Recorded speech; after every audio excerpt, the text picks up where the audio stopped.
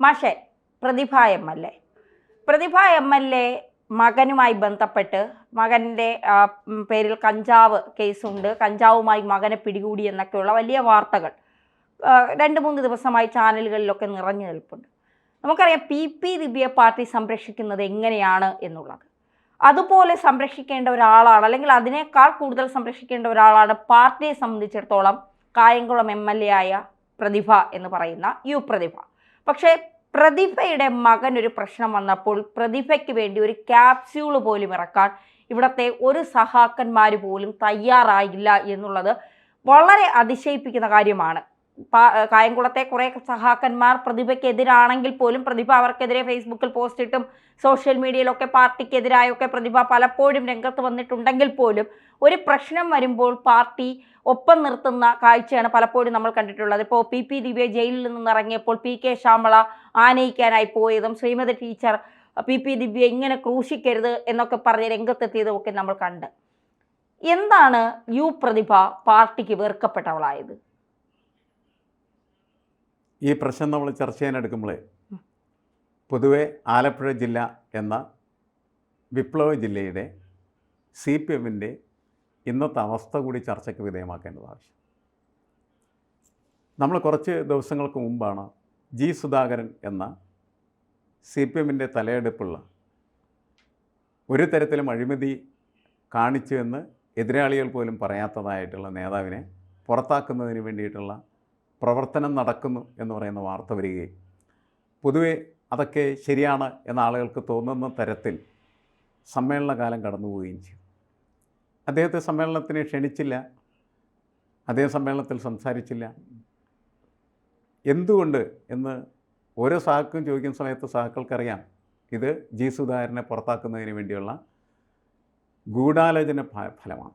ഇപ്പോൾ പാർട്ടിക്കകത്ത് ഒരാളെ പുറത്താക്കാനായിട്ട് ശ്രമിക്കുമ്പോൾ, ഉന്നത നേതൃത്വം ശ്രമിക്കുന്ന സമയത്ത് അവർ ചെയ്യുന്ന ഒരു ടാക്ടിക്സ്, ഒരു സ്ട്രാറ്റജി എന്ന് പറഞ്ഞാൽ ആ നേതാവിനെതിരെ മർമറിങ് ക്യാമ്പയിൻ കൊണ്ടുവരും. മർമറിങ് ക്യാമ്പയിൻ എന്ന് പറഞ്ഞാൽ അറിഞ്ഞില്ല നിങ്ങൾ ആ സഹാവ് എവിടെയാണ് പോയെന്നറിയോ? അയാൾക്ക് ഉള്ള ഏറ്റവും മോശമായിട്ടുള്ള കാര്യങ്ങളൊക്കെ പുറത്തേക്ക് പ്രൊജക്റ്റ് ചെയ്ത് അയാൾ എന്താണ് ശ്രീലംബടനാണെന്നോ പെണ്ണുപിടിയനാണെന്നോ അതല്ലെങ്കിൽ കള്ളുപിടിയനാണെന്നോ അങ്ങനെ പറയാൻ പറ്റുന്ന ഏറ്റവും മോശമായിട്ടുള്ള കാര്യങ്ങളൊക്കെ അവർ പറഞ്ഞ് പതുക്കെ ഇങ്ങനെ പിടിപ്പിച്ചുകൊണ്ടുവരും. ഇത് ഒരു നിലമൊരുക്കൽ പ്രക്രിയ. അങ്ങനെ വാർത്തയൊക്കെ പറഞ്ഞ് ഈ നേതാവിൻ്റെ ഇമേജ് മുഴുവൻ ഇടിഞ്ഞ് താർന്നിരിക്കുന്ന സമയത്ത് അയാളെ പിടിച്ച് പാർട്ടിയിൽ നിന്ന് പുറത്താക്കും. എന്നിട്ട് പാർട്ടിയിൽ നിന്ന് പുറത്താക്കുമ്പോൾ ഇവ കാരണങ്ങൾ കൊണ്ടാണ് അയാളെ പാർട്ടിയിൽ നിന്ന് പുറത്താക്കിയതെന്ന് പറയുകയും ചെയ്യാം. അതൊരു സ്ട്രാറ്റജിക്കൽ പൊസിഷൻ മാത്രമാണ് പാർട്ടിക്ക്. നേരത്തെ അതൊക്കെ ആരും തിരിച്ചറിയില്ലായിരുന്നു, പക്ഷേ ഇപ്പോൾ എല്ലാവർക്കും അറിയാം. അത്തരത്തിലുള്ളൊരു വഴിയിലാണ് ഇപ്പോൾ യഥാർത്ഥത്തിൽ പ്രതിഭ എന്ന് പറയുന്ന കായംകുളത്തെ പാർട്ടിക്ക് ഇടയ്ക്ക് ഹിതകരമല്ലാത്ത അഭിപ്രായ പ്രകടനം നടത്തുന്നതായിട്ടുള്ള MLAയുടെ നിൽപ്പ് എന്ന് നമ്മൾ മനസ്സിലാക്കും. ഏത് സമയത്ത് വേണമെങ്കിൽ അവർ പാർട്ടിയിൽ നിന്ന് പുറത്ത് പോയേക്കാം എന്ന് ആളുകൾക്ക് തോന്നാവുന്ന രീതിയിലുള്ള സംഭവങ്ങൾ ഇടയ്ക്കിടയ്ക്ക് ഉണ്ടാകുന്നുണ്ട്. അങ്ങനെ ഇരിക്കുന്ന സമയത്താണ് ഇപ്പോൾ എക്സൈസ് വകുപ്പ് കുറേ ആളുകൾ, കുറേ ചെറുപ്പക്കാരെ പിടികൂടുന്നു. അതിൽ ഒരാൾ പ്രതിഭയുടെ മകനാണ്. അപ്പം പ്രതിഭയുടെ മകൻ്റെ ഗ്യാങ്ങാണ്. ആ ഗ്യാങ് കഞ്ചാവ് ഗ്യാങ്ങാണ് എന്നാണ് പറയപ്പെടുന്നത്. അപ്പം അതിൻ്റെ കൂടെ മകൻ ഇരുന്നിരിക്കാം എന്നാണ് പ്രതിഭ പറയുന്നത്. മകൻ കഞ്ചാവ് കഴിക്കുന്ന ഒരാളല്ല, അല്ലെങ്കിൽ ലഹരിക്ക് അടിപ്പെട്ട ഒരാൾ അല്ല, അദ്ദേഹം ഒരിക്കലും ഒരു ഡ്രഗ് അഡിക്റ്റ് അല്ല എന്നുള്ള കാര്യം അവർ കൃത്യമായിട്ട് പറയുന്നു. അപ്പോൾ എന്തുകൊണ്ട് അങ്ങനെയാണ് യാഥാർത്ഥ്യം എന്നുണ്ടെങ്കിൽ, അങ്ങനെ അല്ലെങ്കിൽ പോലും പലപ്പോഴും പാർട്ടി എന്ത് ചെയ്യും, പാർട്ടിയിൽപ്പെട്ട ആളുകളൊക്കെ സംരക്ഷിക്കലാണ് പാർട്ടിയുടെ ഒരു ജോലിയാണ്. അത് അങ്ങനെ ചെയ്താൽ മാത്രമേ പാർട്ടിയുടെ കൂടെ ആളുണ്ടാവുള്ളൂ. പക്ഷേ ഇവിടെ പ്രതിഭയെ സംരക്ഷിക്കാനായിട്ട് ധന്യ സൂചിപ്പിച്ച പോലെ ക്യാപ്സൂൾ പോലും വരുന്നില്ല. എന്നുവെച്ചാൽ പാർട്ടി അവരെ സംരക്ഷിക്കേണ്ടെന്ന് തീരുമാനിച്ചിട്ടുണ്ടാകും. അവരെ സംരക്ഷിക്കേണ്ട എന്ന് തീരുമാനിച്ചാൽ ഈ ഒരു വിഷയത്തിൻ്റെ പുറത്ത് അവർ പാർട്ടിയിൽ നിന്ന് പുറത്ത് പോകുന്നെങ്കിൽ പോകട്ടെ, അതാണ് നല്ലത് എന്ന് കരുതുന്ന ചില നേതാക്കളെങ്കിലും CPMലുണ്ട് എന്നാണ് നമ്മൾ മനസ്സിലാക്കേണ്ടത്. എല്ലാവരും ചിലപ്പോൾ പ്രതിഭയെ പുറത്താക്കാൻ വേണ്ടി പരിശ്രമിക്കുന്നവരായിരിക്കും. ഇപ്പോൾ KR ഗൗരിയമ്മയെ പുറത്താക്കിയ സമയത്ത് VS അച്യുതാനന്ദനൊക്കെ അവർ പുറത്ത് പോകണം എന്നാഗ്രഹിച്ച ഒരാളായിരുന്നില്ല. പക്ഷേ പാർട്ടി അങ്ങനെ കടുത്ത നിലപാടെടുത്തപ്പോൾ VSഉം ഗൗരിയമ്മയ്ക്കെതിരെ ശക്തമായിട്ട് അഴിമതിക്കാരിയാണെന്നൊക്കെ പറഞ്ഞിട്ട് പ്രസംഗിച്ചത് എനിക്ക് ഓർമ്മയുള്ളതാണ്. അത് പാർട്ടി അങ്ങനെ തീരുമാനിച്ചാൽ അങ്ങനെ ചെയ്യും. അതാണ് സ്ഥിതി. അതിവിടെ അങ്ങനെ സംഭവിക്കാം. അപ്പോൾ എല്ലാവരും പ്രതിഭയെ പുറത്താക്കാനായിട്ട് ആഗ്രഹിക്കുന്നവരായിരിക്കില്ല. പക്ഷെ കുറച്ച് പേര് അങ്ങനെ ആഗ്രഹിക്കുന്നവരുണ്ടാവും. അവരുടെ ഒരു വിജയ ആഘോഷ കാലമാണ് ഈ ദിവസങ്ങളെന്നാണ് നമ്മൾ മനസ്സിലാക്കേണ്ടത്. കാരണം ഇവർക്കെതിരെ ഈ വാർത്ത നമ്മുടെ കേരളത്തിലെ പ്രമുഖമായിട്ടുള്ളൊരു ചാനൽ വളരെ ശക്തമായിട്ടുള്ള രീതിയിൽ പ്രചരിപ്പിച്ചു എന്നുള്ളത് നമുക്കറിയാവുന്നതാണ്. അതും ഈ പാർട്ടിക്കകത്ത് ഇവർക്ക് എതിരായി നിൽക്കുന്ന വിഭാഗത്തിൻ്റെ പ്രേരണയിലായിരിക്കാം, സ്വാധീനത്തിലായിരിക്കാം, പണത്തിലായിരിക്കാം, പലതിലുമായിരിക്കാം. അത് നമ്മളുടെ ചാനലുകളിൽ അത്ര സത്യസന്ധമായിട്ടാണ് എല്ലാ കാര്യങ്ങളും ചെയ്യുന്നതെന്ന് നമുക്ക് പറയാൻ പറ്റില്ല. അത് ദുരുപയോഗം ചെയ്യപ്പെടുന്നില്ല എന്ന് നമുക്ക് ഉറപ്പുവരുത്താനായിട്ട് കഴിയില്ല. അപ്പോൾ ഈ വാർത്ത ഇങ്ങനെ കൊടുക്കാനും അതങ്ങനെ ആങ്കർ ചെയ്യിക്കാനും ശ്രമിച്ചിട്ടുള്ളത് ഈ പാർട്ടിക്കകത്തുള്ള വിഭാഗീയമായിട്ടുള്ള പ്രവർത്തനത്തിൽ ഒരു ഗ്രൂപ്പിൻ്റെ പ്രവൃത്തിയായിരിക്കാം എന്നാണ് ഞാൻ വിലയിരുത്തുന്നത്. കാരണം ഇങ്ങനെ പ്രവർത്തിച്ചാൽ കുറേ ദിവസം കഴിയുന്ന സമയത്ത് ഈ ഒരാൾ പാർട്ടിയിൽ നിന്ന് പുറത്താക്കപ്പെടുന്ന ഒരു സാഹചര്യം ഉണ്ടാവും. എന്നുവെച്ചാൽ പ്രതിഭ പുറത്താക്കപ്പെടണം എന്ന് ആഗ്രഹിക്കുന്ന ഒരു വിഭാഗം പാർട്ടിക്കകത്തുണ്ട്. അവരാണ് ഇതിൻ്റെ പിന്നിൽ പ്രവർത്തിക്കുന്നത് എന്നതാണ് യഥാർത്ഥത്തിൽ യാഥാർത്ഥ്യം. പക്ഷേ ഈ പ്രതിഭയുടെ മകൻ ഇത്തരത്തിൽ ലഹരി ഉപയോഗിക്കുന്ന സംഘങ്ങളുടെ കൂടെ നടക്കുന്നുണ്ടെങ്കിൽ അത് പരിശോധിക്കേണ്ടയും അതുപോലെ തിരുത്തുകയും ചെയ്യേണ്ട ചുമതല പ്രതിഭയ്ക്കുണ്ട്.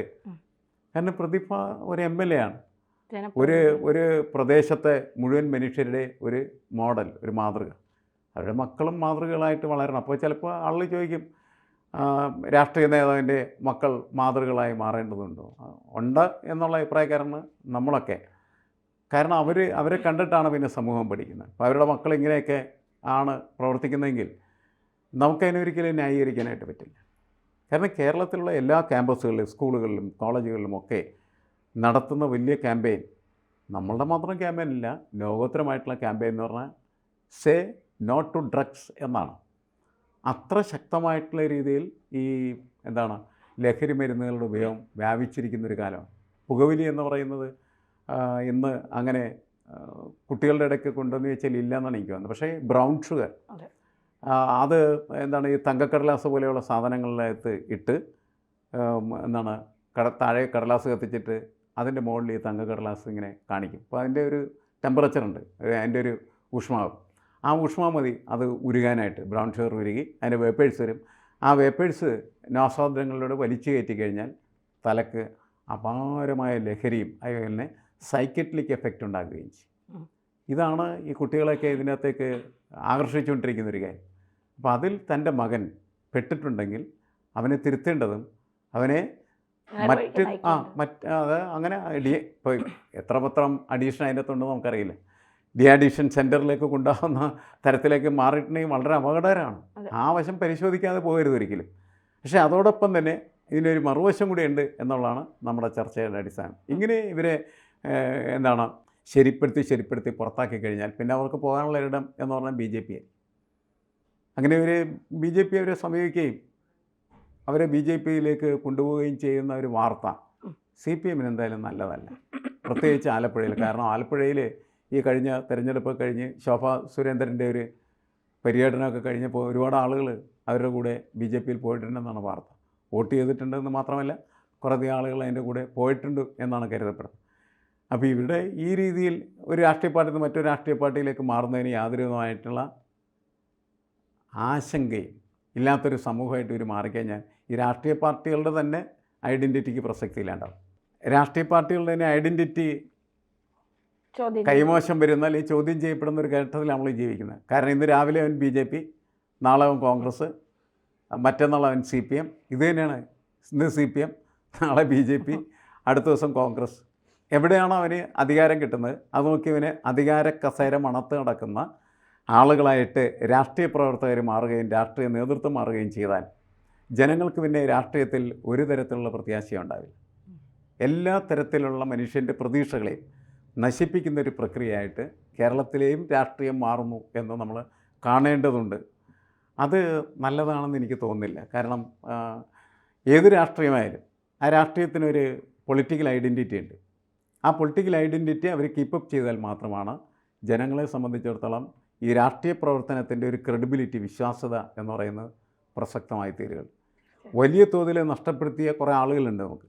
ഒന്ന് എന്താണ് കെ കരുണാകരൻ്റെ മകൾ പത്മജ, പിന്നെ എ കെ ആൻ്റണി മകൻ അനിൽ ആൻ്റണി, ഈ അടുത്തിടെയാണെന്ന് വെച്ചാൽ സന്ദീപ് വാര്യർ എന്ന് പറയുന്ന RSS പ്രവർത്തകൻ. അപ്പോൾ ഇവരൊക്കെ ഇത് സരീൻ കോൺഗ്രസിൻ്റെ, പിന്നെ ഇത് സരീൻ അത്ര ഒരു പ്രധാനപ്പെട്ട കക്ഷിയായിട്ട് എനിക്ക് തോന്നുന്നില്ല.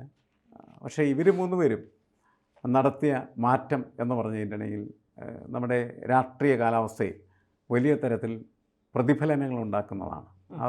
അതൊരു സാർവത്രികമായിട്ടുള്ളതും സ്വാഭാവികമായിട്ടുള്ള പ്രക്രിയയായി മാറിയാൽ പിന്നെ നമ്മൾ പറയുന്ന ഐഡൻറ്റിറ്റിക്ക് പ്രസക്തിയില്ല. വളരെ മോശമായൊരു കാലാവസ്ഥയാണ്. എന്തായാലും കാത്തിരുന്ന് കാണാം പ്രതിഭ BJP-യിലേക്ക് അതെ, പോകും. പ്രതിഭയ്ക്ക് എന്ത് സംഭവിക്കും എന്നുള്ളത് നാളത്തെ നമ്മുടെ ഒരു ചോദ്യമായിട്ട് മാറാം.